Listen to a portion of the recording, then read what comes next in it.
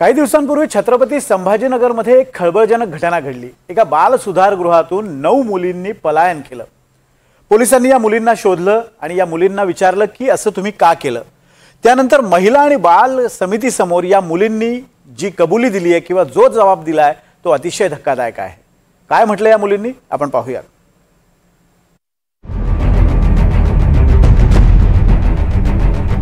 बाल सुधारगृह की छळछावणी? मुलींच्या बेडरूम मध्ये कुणी लावले सीसीटीव्ही? मुलींच्या पोटात दुखताच थेट प्रेग्नन्सी टेस्ट कशासाठी? 30 जूनचा संभाजीनगर मधला व्हिडिओ। संभाजीनगर मधल्या विद्यादीप बालगृहातून 9 अल्पवयीन मुली पळून गेल्या। जालना रोडवरून या 9 मुली पळून जात असताना पोलिसांनी त्यांचा पाठलाग केला। अखेर सर्व मुलींना पकडून पुन्हा बालसुधारगृहात आणण्यात आलं। या मुली बालसुधारगृहातून का पळून गेल्या याबद्दल चौकशी झाली आणि चौकशीत या 9 मुलींनी अतिशय धक्कादायक माहिती दिली। बालसुधारगृहातल्या ज्या खोलीत मुली कपडे बदलतात त्या ठिकाणी सीसीटीव्ही बसवण्यात आले। बालगृहात आणलेल्या मुलींवर शुद्ध जल फवारलं जात होतं। एखाद्या मुलीनं पोटदुखीची तक्रार केली तर तिची थेट गर्भधारणा चाचणी केली जात होती। मुली आजारी पडल्या तर सगळ्यांना एकाच प्रकारची औषधं दिली जात होती। बालसुधारगृहातल्या अनेक मुली बराच काळ आजारी राहायच्या। ज्या मुलींनी पळून जाण्याचा प्रयत्न केला त्या मुलींच्या हातांवर जखमांचे व्रण होते। पळून गेलेल्या मुलींनी बालकल्याण समिती समोर हे सगळे जबाब दिले। त्यांनी फिजिकली खूप टॉर्चर करत आहेत, त्यांना मारहाण करत आहेत आणि त्यांच्यावर काहीतरी पवित्र पाणी टाकायचं आणि डोक्यावर तेल लावून त्याचं क्रॉस काढायचं, मुलींच्या विनाकारण प्रेग्नन्सी टेस्ट करायच्या, त्यांना अश्लील भाषेत बोलायचं, त्यांचं काही सामान वगैरे संपलं, कोलगेट जरी संपलं तर मॅडम हे संपलंय तर तुम्ही एखाद्या जवळ जा। आता ती भाषा मी इथं वापरू शकत नाही, पण ह्या सगळ्या मुली नाबालिक आहेत। ह्या कोणत्या ना कोणत्या कारणाने त्या बालसुधारगृहामध्ये पाठवलेल्या आहेत। जेव्हा मुली बालसुधारगृहामध्ये पाठवण्याच्या पहिलं जे गुन्हे दाखल करून घेतो आणि त्याच्यानंतर मुलींना घाटीमध्ये गव्हर्नमेंट हॉस्पिटलला मेडिकलसाठी नेतात। पूर्ण मेडिकल झाल्यानंतर मुलींना बालसुधारगृहामध्ये पाठवतात। मग बालसुधारगृहामध्ये मुलींना प्रेग्नन्सी टेस्ट कशासाठी? पूर्वी केवळ बालगृहाच्या सुरक्षा व्यवस्थेवर प्रश्न उपस्थित होत होते, पण आता या मुलींच्या जबाबानंतर विद्यादीप बालगृहावर गंभीर स्वरूपाचे आरोप करण्यात येत आहेत। माझ्या पाठीमागे जे बालगृह आहे विद्यादीप बालगृह, हे तेच विद्यादीप बालगृह आहे ज्या बालगृहातून 30 तारखेला तब्बल 9 मुलींनी पळ काढला होता।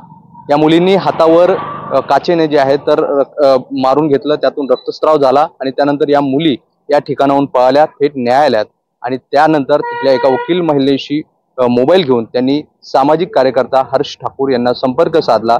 यानंतर पोलीस पोहोचले, मुलींना ताब्यात घेण्यात आलं आणि त्यानंतर मुली का पळाल्या याचा शोध घेण्यात आला आणि याच बाल सुधारगृहातील भीषण वास्तव समोर आलं।